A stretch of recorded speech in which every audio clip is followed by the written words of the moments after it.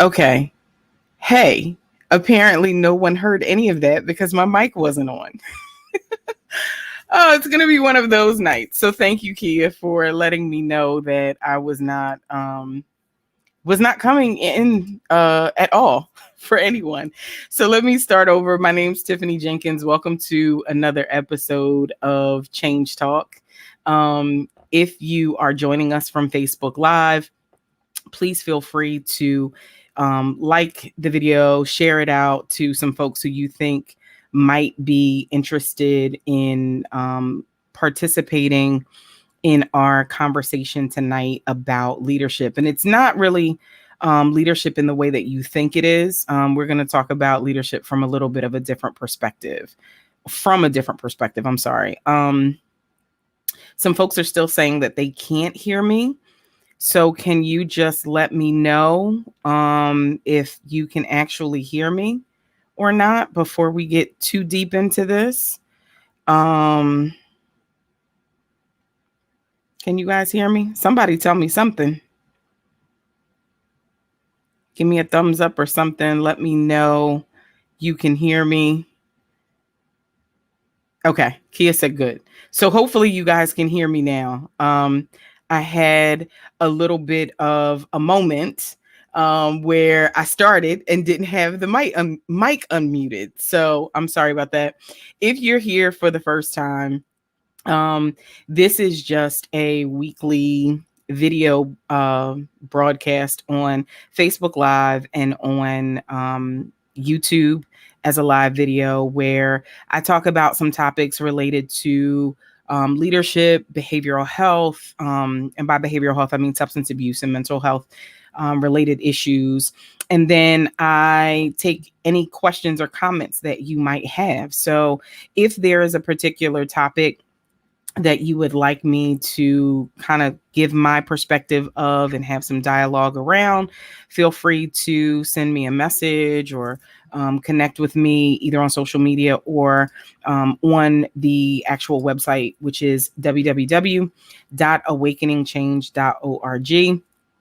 We have a contact us page and you'll find everything that you need there to get in touch with me. Leave me your comments. Let me know, if there's something that resonated with you in particular, all that good stuff. I love to hear it. So tonight, there's been a lot going on, right? So we've had now the presidential debate. We've had the vice presidential debate. There's been a lot of discussions about what leadership looks like. For me personally, on yesterday, we heard a lot about a gentle giant in my life, one of my aunts who we laid to rest, who, as folks were speaking about her, I really thought about how much of a leader she really was, even though she was kind of quiet in her own way. And so because leadership is something that I love to talk about, people who know me know that I am very adamant about producing good leaders, especially in the clinical spaces that I've been in. Unfortunately, I've been in a lot of spaces where I've been the only person who looked like me in leadership, both female and African-American, and especially an African-American female. So leadership and supervision are some of the things that I'm really passionate about. And so it just kind of got me thinking with everything that was going on, that maybe it was time to kind of tackle this issue of what leadership is and what it's not. And full disclosure, I'm a little bit of a nerd when it comes to leadership. So it's something that I've researched a lot of as well. So one of the things that we're going to talk about tonight are the practices of leadership, and that comes from an instrument that's got a lot of research behind it. As a matter of fact, I'm using the instrument in my own research for my doctoral dissertation. So we're going to try not to get too deep into it, which is very easy for me to do because, like I said, this is a topic that I'm passionate about. But we're going to kind of keep it, give you just enough, right? We're going to give you just enough. So let's start with what is leadership. So I often say that leadership is not about a title. It's about your position. And that sounds kind of weird because isn't a title and a position the same thing, Tiff? Actually, it's not. Anybody can call you a leader. You can have a position as the director of widgets or the manager of doodads, whatever it is. Someone can give you that title, but it doesn't really mean anything. It's about your position with the folks that you are charged with leading, right? Everybody has had some experience in their working life where they've had a boss, but not all of us can say that we've had the experience of true leadership. And the difference is very simply this. A boss is going to tell you what to do, like tell you, point, direct, but a leader is going to show you. A leader is going to get on your level, whether that's actually physically getting on your level or really get you to a point where you feel like they think like, they get you. They understand how you think. They understand, the way to get it done. There's somebody who you feel like is in the trenches with you, whether they're physically there or whether they just support you in a way that makes you feel like you're not alone. So tonight, what I'm talking about are the leaders. We have enough finger pointing bullies, as I like to call them. We don't have enough leaders. And there are examples of leadership all around us. If you are a parent, for example, you're a leader in your home. If you work with other people, there is a chance that you could be a leader in your group. Because again, it's not about the title that you have, it is about your position with the people. And the reason why I say this is because there is something called the 5 practices of exemplary leadership. This is where I put my little geek hat on. There are 5 practices of exemplary leadership, and that model, there were 2 doctors, Dr. Kouzes and Dr. Posner, came up with this model, and they said that in every situation where the leaders are considered above and beyond, where they affect some phenomenal change, there are 5 things that they have in common. And I want to share those with you because I think that as we go through these, you'll be able to see that it's not really about, being a CEO or being a manager or being a supervisor. A lot of these characteristics, there are people who exhibit them in their everyday life. So let's get started. The first one is model the way. So this one is kind of obvious. This is someone who, like I said, they don't point and tell you what to do. They show you through their behavior. They're not giving lip service to the idea of being on time and playing as part of a team. This is someone who is actually doing that, right? These folks, they set a true example for their team of what behaviors, what thoughts, just the whole culture of the space. I would say an organization, but like I said, it doesn't have to be confined to an organization. Wherever they are, they seem to bring out the best in folks and give folks something to strive for. So that's the first one, model the way. The second one is they have an ability to inspire a shared vision. Now, if you've done anything with people at any point in your life, you know that if you have 10 people in a room, you have 10 different opinions on how to do something. I don't care if that something is just how do we walk across the room this way from this corner to that corner. If you have 10 different people, they have 10 different ways of doing things. Leaders have a natural way, and I'll put it this way, they make it seem natural, but leadership is something that's cultivated over time, but they seem to just kind of get everybody on the same page. They get everybody working toward the same goal. Even though we might have different ways we want to do it, a true leader is going to inspire you to get on board with whatever the vision is for your group, for your organization, for your family, even. That's one of the practices of leadership. Now, everything isn't always smooth sailing, right? So leaders have an ability to challenge the process. And I would go so far as to say they challenge the process without being challenging to the people. And that's important. It's one thing to say that the way we're doing this is not working. It's something altogether different to be able to do that in a way that still makes people feel heard and seen and validated. My grandfather used to say, it's okay to disagree and you without being disagreeable, right? So you can, another thing he used to say is wise men differ, but fools fall out, right? So we can have a difference of opinion. We can challenge the process. We can talk about what's not working, but we don't have to do that in a way that tears the other person down, right? Like I said, we just witnessed 2 sets of debates over the last couple of weeks, right? And who challenged the process without being vindictive to the people? Like that's the kind of stuff that we're looking at when from a research perspective, when we're talking about leadership. That's the kind of stuff that we're talking about. Can you challenge the idea without it kind of divulging into something kind of nasty, right? And then we have enable others to act.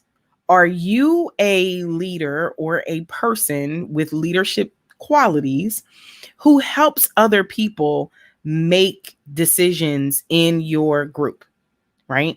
Or do you have to be the person who always comes up with a plan, figures out what to do, implements everything?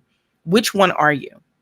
If you're that person who can give people the space to do what they need to do to accomplish the goal, you might be a leader.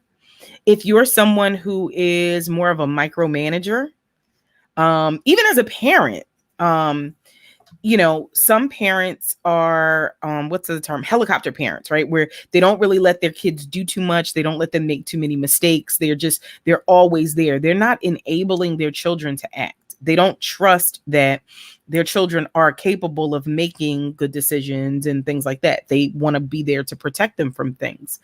Good leaders will give their team everything that they need in order to be successful. Whether it's knowledge, whether it's support, whether it's financial compensation, because let's be honest, that's a thing. Good leaders will give their teams whatever they need to get the job done. And then finally, leaders have the ability to encourage the heart, right? Any kind of work that we're doing, if it's work that's meaningful, there are times when it gets difficult. If you are like me and you're in behavioral health right now, this past 7 months or so has been really stressful because you have the global pandemic that's going on, and yet we're trying to be available to our clients to help them go through it at the same time. So it can get difficult. Sometimes, some days are better than others. Some days you feel like it more than others. But a good leader is going to be able to help you dig a little bit deeper and find that strength that you might not have known that you had, and give you what you need to go a little bit further, right? So those are the 5 qualities of leadership. So Tiff, what does that have to do with mental health? Well, good leaders have to have good mental health because every organism in nature reproduces after its own kind. If we want healthy leaders, we first have to become them. Leaders reproduce other leaders. But if you are a bully, you're going to reproduce another bully. If you are someone who is leading from your heart, who is authentic in your leadership, who is supportive of your staff, your team, your family, your committee, even, because this even goes to, if you think about even in like our church groups or our civic organizations, at some point we've all been on some of those committees where it's not as much of a joy to be on the committee, right? I think we've all had those experiences. This is relevant even there, even in when we talk about religious leaders and the ministers that they produce under their ministry. Most of you know that I'm a church baby. I was born and raised in the Church of God in Christ. And so there is a kind of a hierarchy for creating other leaders. So basically you kind of move up the chain. Well, you can tell a lot about a leader by the ministers that are under them, right? The goal is to reproduce, other like-minded individuals. It's a law of nature. We're going to reproduce after our own kind. So if we know that, it is the responsibility of leadership to make sure that they are healthy and that they are whole so that we're not breeding dysfunction in some of these spaces. I think that's a whole nother conversation in and of itself, are some of the ways that because of poor leadership, we have bred dysfunction in spaces. And so I think it's important for you to know and understand that you don't necessarily have to be in a position of leadership in order to exhibit these traits and to start making a really tangible difference in your communities, in your families, in your organizations that you're a part of. Practice those leadership practices. Model the way for someone. Be an example, of what is appropriate and what is good and what is well adjusted. Inspire other folks to work toward that same vision and process. Challenge processes that are dysfunctional and that keep folks locked into these negative, mean, bullying type of situations. Enable other people, give them what they need. And when I say enable, I don't mean that in, a therapy sense. I mean that in be available to support folks and give them what they need to grow and to flourish. And beyond all of that, make sure that you're encouraging their heart. You can get more flies with honey than you can with vinegar, or so they say. So I want you to keep those things in mind, because I think that those for me are some really important tenets of leadership. I've been in the field of behavioral health for 21 years now, a little bit over 21 years now. And I can tell you that, one, I have a very unique leadership style, but that style has worked for me. I get to know the folks that I'm leading first as individuals, and then I get to know them as my employees or my team or my staff or whatever, however you want to kind of call it. And that works because when people understand that you really do have their best interest at heart, they work harder. You don't have to stand over them. You don't have to, beat them into submission. When folks can really feel that you care about them as people, they'll go and do whatever it is that you're asking them to do. So hopefully my little leadership rant tonight has been helpful to you. If you have any questions about anything that we're talking about, if you're here with me live, you can just throw them in the chat right now. I'm about to go back to the chat and look at those things. But also know that you can reach out to me at www.awakeningchange.org. You can also send us there's a contact us page on the website that you can get in touch with me. You can inbox me on Facebook or Instagram. You can also respond, even if you're watching this. If you happen to be watching this via the repost, just put hashtag repost so I know that you're a new person in the conversation. And whatever questions that you have that come up, drop them in, because I'll respond to you just as if I was with you here live or you were with us here live.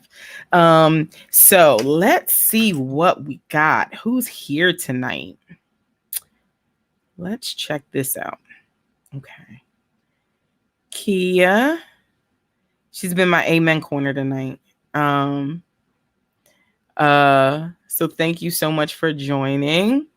Mary, thank you, darling, for joining in. I see Glennie's here. Sister Ruth is here. Hey. Amber's here. Kersha's here. Hey, Kersha. Kersha's also she works specifically with leaders. So it's good to see her here. Karsha, put your information to your website in the chat, please, so that if folks want specific leadership coaching, they can reach out to you. I have been asked recently about the leadership services that I provide. My leadership is pretty much just clinical supervision as of right now. I work primarily with therapists who are looking to improve their practice. And by their practice, I mean just the way that they practice with their clients that they serve. And I work with executives outside of the clinical space. I work with executives on emotional intelligence, on building their emotional intelligence to help them be better leaders. So those are kind of my two niche areas. However, Kersha has a broader program. I'm going to post her information now.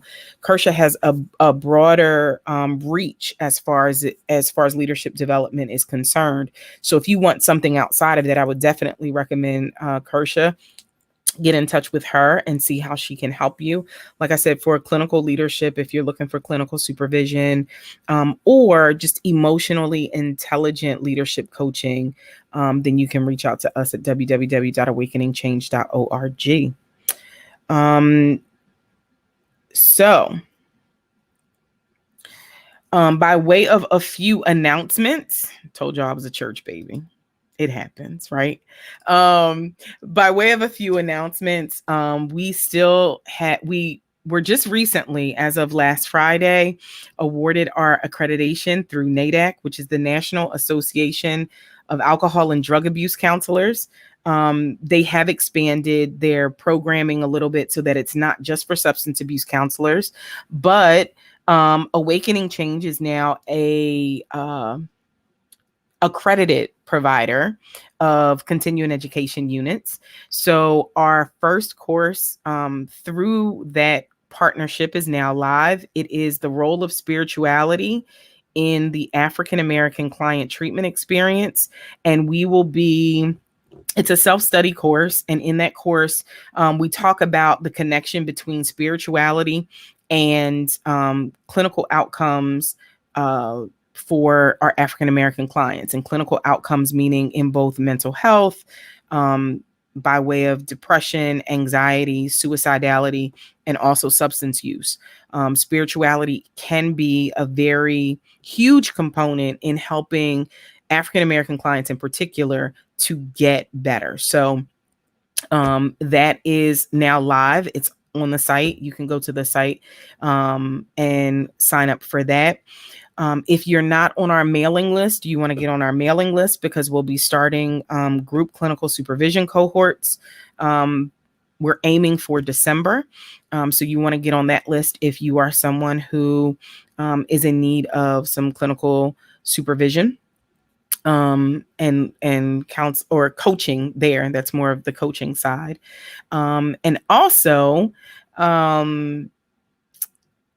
we're going to be, I'm going to hold off on that announcement. We got another big announcement before the end of the year, but I'm not going to speak on it until everything is final. So you just got to keep following me and got to stay tuned so that you stay up on the haps.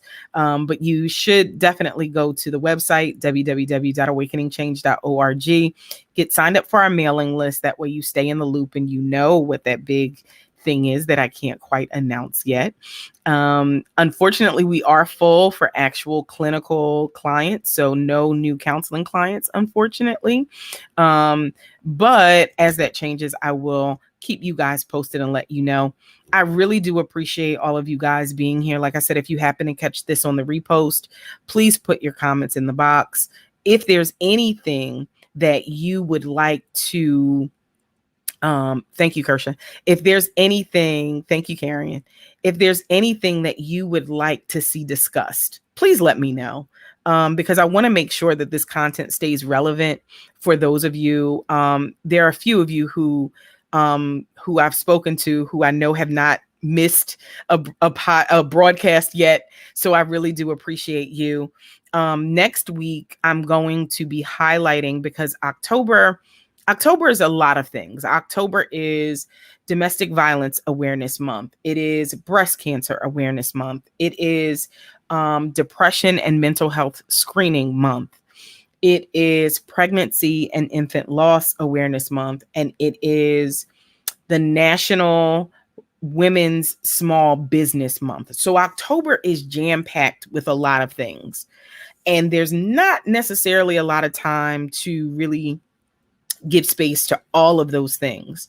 But one of the things that I absolutely do not want to let the month pass before I do is honor those women, particularly women that are in my life, who are small business owners. And I have a few who I am going to be spotlighting on next week.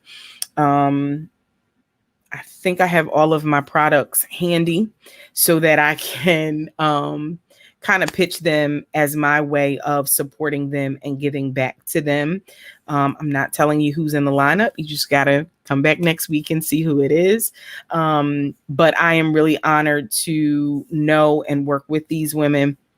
And I want to share some of their products with you before the end of National Women's Small Business Month. So that's all I have for tonight. Thank you again so much for joining us. And Mary just told me that it's also Bullying Awareness Month, which we know can be, it's at work and it's, at school and in, like she said, regular social relationships. So October is a heavy month. I don't know why they packed all of this stuff into 1 month. I don't know. But try to educate yourself on some of these causes and learn a little bit more about how you can support them. Like I said, next week, I'll be focusing on the National Women's Small Business and really helping them, helping just spread the word about some women that I work with in my own personal and professional life. So you don't want to miss that. And these are phenomenal women with phenomenal products. So trust me when I tell you that you want to be here. And a little birdie told me that there might be some giveaways next week. So you might want to share this with, oh my goodness, how did I forget that? World Teacher Day just passed. To all of my teachers, I love you so much. Kia is a teacher, among other things. She's a powerhouse. Kia, you and I have to talk because I want to get some information from some of the stuff we talked about. So I'll be in touch soon. So we have so much. There's so much that's been going on this month. Stroke Month is this month. Like, there's a lot going on this month. We can't possibly cover all of those things, but I want you guys to do something this week for yourselves. Be well. Stay safe, wash your hands, maintain social distance. Please wear your mask. We're not quite through this COVID craziness just yet. But again, thank you so much for joining me. And I will hopefully see you guys all here next week. Take it easy.